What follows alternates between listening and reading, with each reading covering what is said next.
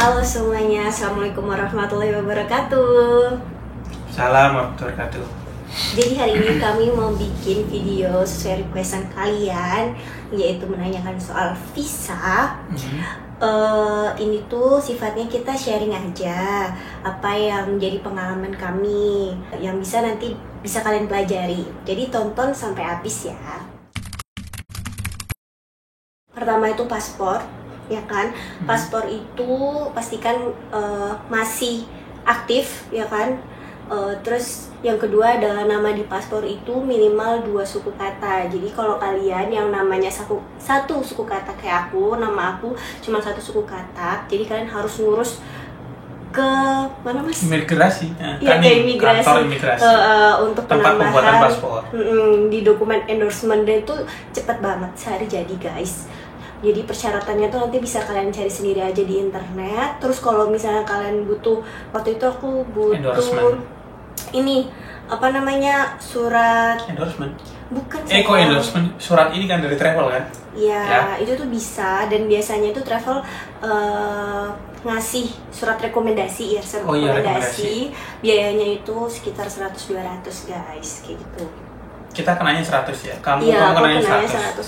Itu kalian bisa cari aja travel yang jelas, ya kan? PPU-nya jelas, resmi, itu bisa dicek sih nanti. Dan kalian bisa minta, kalian di sana juga bisa konsultasi. Oke. Kalau udah sebelum itu, ini kan yang udah punya. Bagi beberapa soalnya ada yang nanya gimana cara bikin paspor. Jadi sekalian di sini. Ya, kalau misalkan yang belum punya itu, kalian bisa ke kantor imigrasi. Buka aja di aplikasi atau searching di mana lokasi. Misal di Jakarta nih, kalian bisa cari kandim atau kantor imigrasi terdekat dari rumah kalian. Jadi kalian itu bisa langsung datang ke sana, daftar. Kalau persyaratannya ini cari sendiri ya untuk persyaratan paspornya. Dan kalau untuk biayanya itu sekarang per 2025 naik dari 650 jadi 950 untuk yang 10 tahun. Kalau mau yang 5 tahun 650. Itu udah e-paspor ya. Yang kedua yaitu pastinya tiket pesawat. Nah, khusus untuk tiket pesawat, sebelum itu kalian harus pastikan kapan Arab Saudi itu buka umroh. Jadi guys, kalian harus sangat concern bahwa ada bulan-bulan yang kita nggak boleh umroh, yaitu bulan haji ya mas ya. Ya, dan bahkan haji. Tuh sebelum berapa minggu tuh sebelum. Jadi ngitungnya itu biasanya ketika Syawal, Arab itu selalu nutup untuk pembersihan warga-warga yang umroh, jamaah yang umroh itu supaya pulang dulu ke negara masing-masing. Dan yang di Mekah itu untuk persiapan haji. Itu di bulan Syawal pokoknya. Tapi informasi pas tanggalnya itu bisa dicari sendiri. Dan buka lagi itu pasti di Dzulhijjah tanggal 15. Ya. Untuk yang tahun ini ya, tahun depan mungkin bisa berubah tapi biasanya di Dzulhijjah. Itu sangat diperhatikan karena biasanya itu maskapai itu ngasih tiket murah tuh di bulan itu, yang mana sebenarnya kita tuh nggak boleh umrah guys, kita nggak boleh harus ditaati ya, kalau nggak nanti negara kita bisa dipetis. Jadi dan kita juga nggak bisa masuk sekarang. Iya sih, itu juga sih. Sekarang takutnya udah boleh masuk Mekah karena nggak ada visa. Sebelum itu kalau kalian mau ini tips sedikit sih. Kalau kalian mau dapat tiket pesawat murah itu jangan mepet, itu aja. Jauh-jauh hari, sebulan 2 bulan lah. Sama kalian bisa pakai scanner guys untuk cari ya kan, itu nanti kita buat deh di video lain. Cara dapat tiket termurah itu nanti ada sendiri itu. Yang ketiga adalah akomodasi atau penginapan. Jadi penginapan itu sebelumnya tuh kami tuh udah cari-cari nih itinerary contek tuh dari travel yang sudah biasanya bawa jamaah umroh. Nah kita bisa tuh untuk memperkirakan kira-kira itu kita di sana berapa hari ya kan. Nah terus habis itu kita juga bisa juga cek ombak, kira-kira tuh kita itu mau di Mekah berapa hari dan di Madinah berapa hari. Karena ternyata ketika kita juga samakan dengan harga tiket, ternyata lebih murah kalau di Mekah daripada di Madinah, ya kan, penginapan. Nah itu juga sangat membantu ketika kita sudah mempelajari kita mau di sana itu berapa hari, bahkan kita udah bikin itinerary-nya kayak gitu. Akhirnya kami pada waktu itu kebetulan beli akomodasi itu lewat OTA ya. Ya, ini perlu diperhatikan benar-benar soal akomodasi, soalnya di sini kita ada pengalaman. Nanti kita ceritakan pengalamannya. Ya, di Kendala.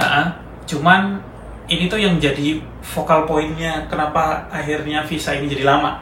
Keempat itu vaksin sebenarnya, vaksin. Nah, kalian juga harus update selalu ya guys perihal kayak peraturan-peraturan, karena kebetulan di tahun kami itu ada tambahan vaksin. Kami sudah tahu bahwa kalau umrah tuh harus vaksin meningitis.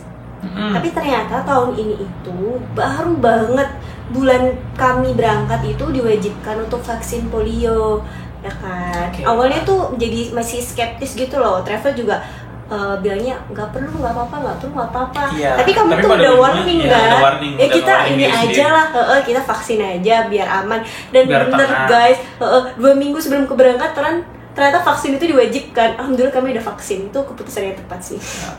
Karena kami juga ngeliat dari himbauan dari Kementerian Kesehatan kan. Iya, ada surat edarannya untuk terkait polio. Jadi kami nggak mau ambil risiko, lebih baik kita vaksin aja. Toh juga vaksin kan sebenarnya untuk kesehatan diri kita sendiri. Apalagi kita backpacker ya guys. Dan backpacker gitu ya. Jadi penting sih vaksin menurut kita. Habis itu yang kelima transportasi. Transportasi sih kita sebenarnya udah cari-cari ya. Kira-kira kita di sana tuh pakai apa kayak gitu kan. Yang pada waktu itu memang belum langsung dibeli sih. Mendekati ya kita baru beli ya. Nah, di sini kendala besar yang kami hadapi dengan waktu yang sangat singkat karena pada bulan ini tuh ternyata Arab itu membuat pengumuman baru, peraturan baru perihal akomodasi, dan itu terjadi pada hari H pembukaan visa, mungkin bahkan tanggal 11 kali ya, tanggal 11 bukan tanggal 10-nya, dan itu tuh jadilah huru-hara di berbagai travel. Ternyata akomodasi di tahun ini tuh harus yang ada di Nusuk. Jadi semua itu harus terintegrasi oleh Nusuk. Jadi dipastikan penginapan atau hotel itu adalah hotel-hotel yang masuk di aplikasi Nusuk. Nah, pada waktu itu kami, alhamdulillahnya, kami itu pesen hotel tuh free cancellation ya. Nah, free cancellation. Cuman pada waktu itu karena pengumuman itu, peraturan itu masih baru banget, travel ini masih meraba-raba. Jadi kayak banyak travel yang belum tahu pasti gimana proses nusuk itu sendiri. Nah, itu berbeda banget sama tahun-tahun sebelumnya. Jadi pada waktu itu akhirnya kami mendapatkan kendala bahwa hotel kami ini belum tentu masuk di Nusuk. Dan mereka pun para travel tuh belum terlalu ngerti perihal bagaimana proses integrasi itu sendiri, karena itu baru. Jadi sebenarnya itu karena sistem baru, akomodasi di Arab itu belum termanage dengan baik. Jadi di setiap akomodasi itu kan mereka punya aplikasi Nusuk sendiri untuk verify. Itu mulai berlakunya di 11 Juni tadi. Cuman ternyata pada implementasinya hotel-hotel ini belum tahu, belum ngerti, atau belum apa, kita nggak tahu. Cuman akhirnya karena sistem baru itu, hotel-hotel di sana, akomodasi di sana itu nggak bisa cara verifikasinya walaupun yang udah terupdate di Nusuk. Apalagi yang tidak terupdate di Nusuk. Betul. Nah, jadi kendalanya itu dua, yang belum update Nusuk nggak bisa verify, yang terupdate di Nusuk belum bisa cara verify. Ini si providernya juga ketar-ketir nih. Refund aja lah kalau misalnya saya. Pokoknya cari yang paling cepat di antara provider yang kita cari ya. Kita udah nanya ini, kamu ngechat. Akhirnya kita cari yang tercepat, terus sambil nginfoin kan, izin kan ke provider ini. Nah, misalnya kita cari yang tercepat gitu kan. Iya, jadi kita cabut di beberapa yang memang rasanya masih belum bisa mastiin gitu kan. Sebenarnya itu kita harus mengambil keputusan yang cepat, ya kan? Kita harus cari solusinya karena sebenarnya ini lebih, kami waktu itu sih high risk sih. Kami mengambil keputusan karena tidak ada kejelasan, sehingga kami butuh hal yang lebih cepat juga kejelasannya, karena itu sudah H-2 dan kami belum isu juga visanya kan.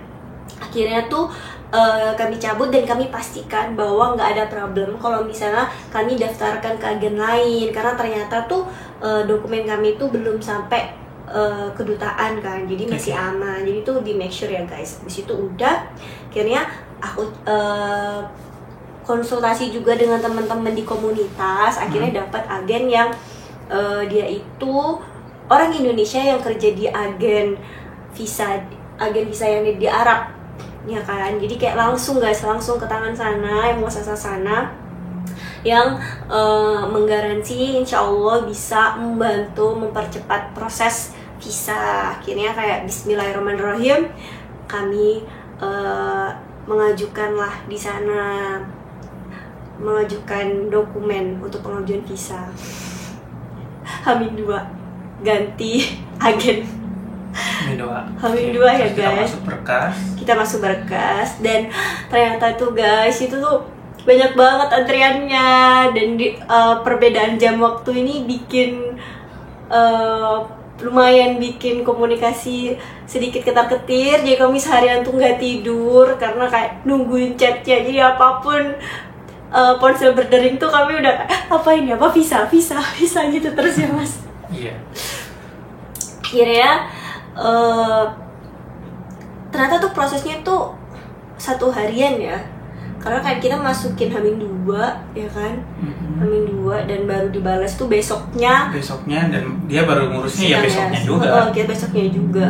Ya udah kami cuman gantian tidur nungguin agen visanya. Waktu itu mas sampai belum packing satupun, sedangkan aku udah dengan ya pelan-pelan, dengan hati yang nggak tahu ini jadi berangkat umroh atau enggak. Dan alhamdulillah paginya jam 6 pagi dapat chat dari agen, ternyata visanya issue keluar. Alhamdulillah kita jadi umroh.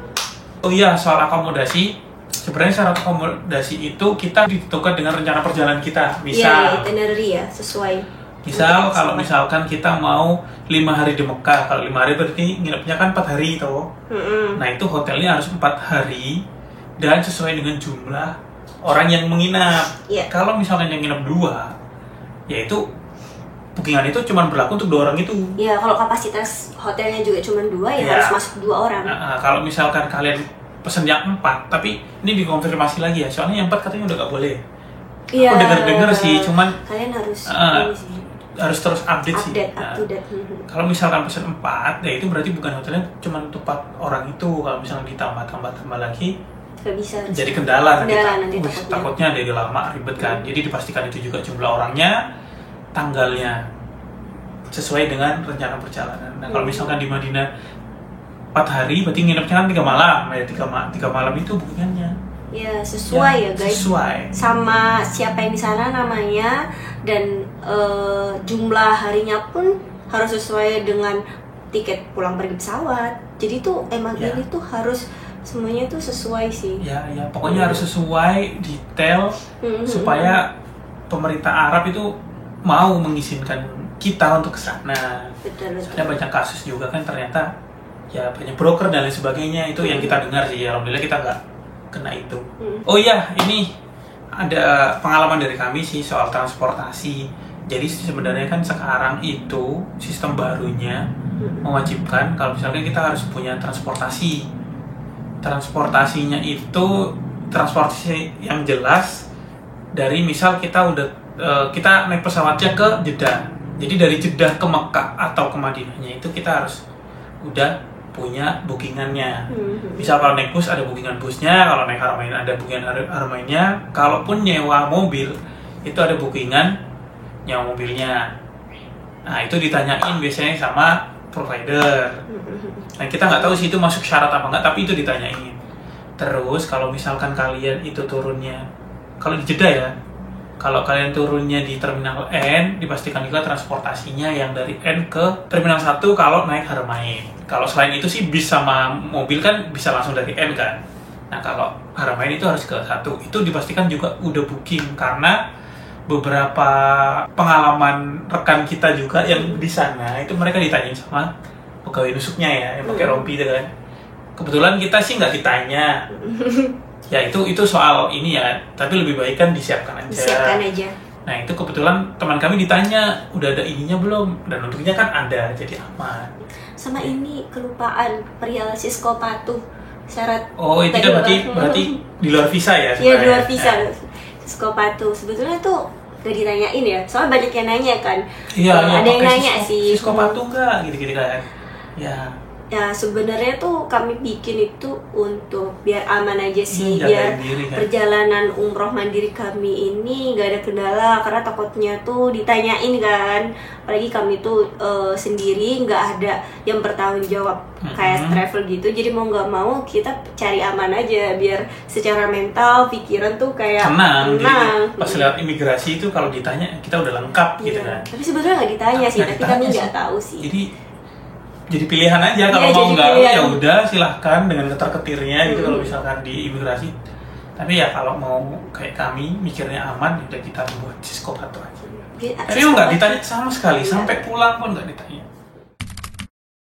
Saran dari aku tuh yang pertama perihal akomodasi.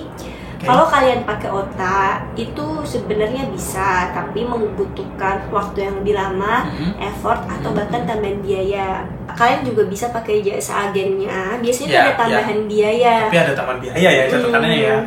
Untuk konfirmasi, jadi agen yang di sana itu akan punya tim yang konfirmasi langsung ke hotel yang kalian pilih dengan catatan hotelnya tuh udah masuk di Nusuk dan berlisensi ya guys. Iya, dan biasanya tapi nambah sih ya. Iya, nambah biaya, dan verifikasi hotel kayak gitu tuh bisa 1-7 hari ya, tergantung.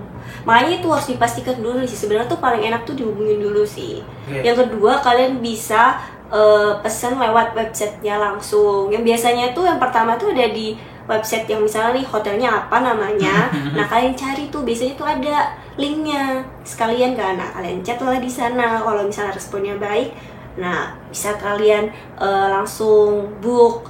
Atau kalian juga bisa pakai website langsung internasionalnya ya, yang Accor tuh.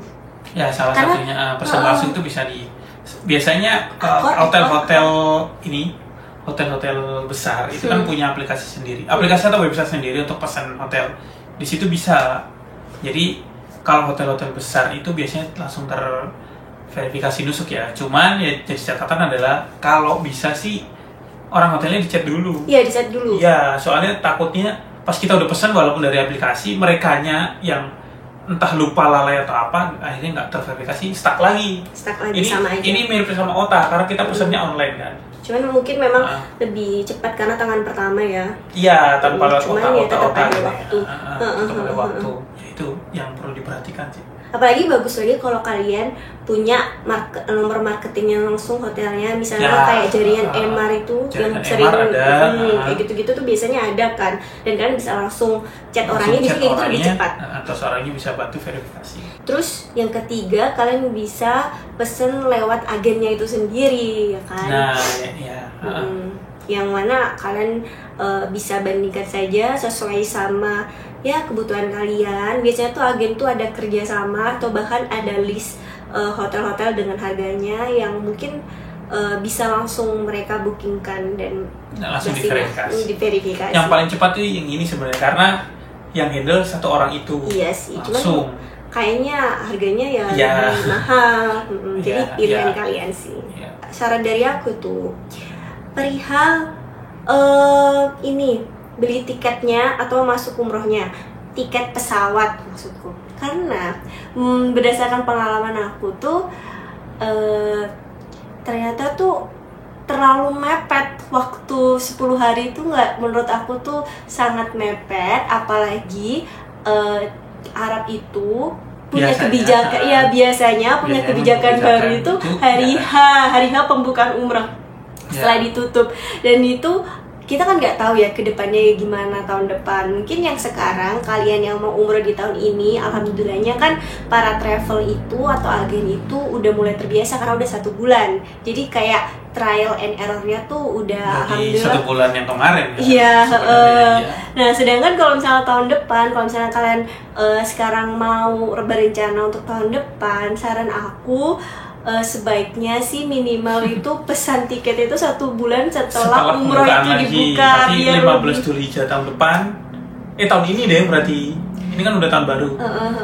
Tapi di tahun depannya yang Masehi, Dzulhijjah tahun depan Masehi itu ya kasih spare waktu lah. Iya, spare kalau waktu. kayak kita kan 10 hari mepet banget. Ya, nah itu udah jadi terdik takutnya ada perubahan lagi, kebijakan baru lagi yang akhirnya menghambat kita untuk issue visa dalam waktu 10 hari itu. Iya, itu saran kami sih, tapi ya terserah kalian kalau kalian yakin ya. Tapi saran kami itu kasih spare waktu yang cukup. Karena alhamdulillah kami itu alhamdulillah sih beruntung dibantu sama Allah. Kami mendapatkan agen langsung dari Arabnya yang bisa ngebantu. Dan alhamdulillahnya sih isu ya. Karena kan kita nggak tahu ya kendalanya gimana. Siapa tahu nanti Arab kedepannya itu lebih tertib, lebih taat lagi atau ada peraturan baru lagi. Ya. Itu ya, kan? kita jagain itu sih. Karena memang beberapa kasus yang kita baca di forum-forum kan, di forum-forum grup itu banyak orang yang sebenarnya ketipu ya. Ketipunya pertama lewat broker soal penginapan. Ini real terjadi di teman kita sendiri sih ya. Dia itu pesannya lewat OTA. Terus akhirnya ya dia cari yang paling murah sih. Cari yang paling murah, terus dia nggak tahu dia cek apa enggak, terus intinya pas dia mau masuk itu ternyata hotelnya nggak ada. Pas dia datang ke sana nggak ada hotelnya dan kamarnya nggak ada. Jadi waktu itu ya dia akhirnya nggak dapat tempat tidur, dia tidurnya di Nabawi akhirnya. Pokoknya jangan tergiur. Harga murah, terus visa cepat. Terus ini pengalaman pribadi juga, karena ini kan kita sama-sama saling mencari kontak provider visa ya. Aku coba aja ngechat kantor, nemu satu kontak, terus dia itu nanya buat berapa orang, aku bilang buat 2 orang, terus tanya harganya berapa, mahal tapi dia bisa cepet bilangnya. Terus akhirnya dia minta bayar duluan. Nah itu biasanya hati-hati kalau misalkan ada provider visa yang minta bayar duluan sebelum dia proses, itu ada indikasi sih. Hati-hati ya, tapi nggak semua ya, tapi hati-hati di situ. Ya takutnya banyak orang yang cerita kalau misalkan kita bayar duluan itu ketipu, dan real teman kita ada ya. Ya ada yang ketipu, kenalan di sana dia cerita kalau misalkan dia coba satu, kan dia mau pesan 10 apa berapa gitu ya. Dia coba satu terus nggak balik uangnya udah. Oke, terima kasih bagi kalian yang udah nonton ini sampai full ya, semoga ilmunya bermanfaat dan kalian jangan takut untuk umroh mandiri, karena umroh mandiri itu bisa dilakukan asal dengan catatan kalian udah risetnya. Oke? Up to date terus ya guys. Terima kasih. Ini pertamanya kami sharing, jadi mau dimaklumi. Semoga kami selalu bisa memberikan manfaat untuk kalian. Dadah.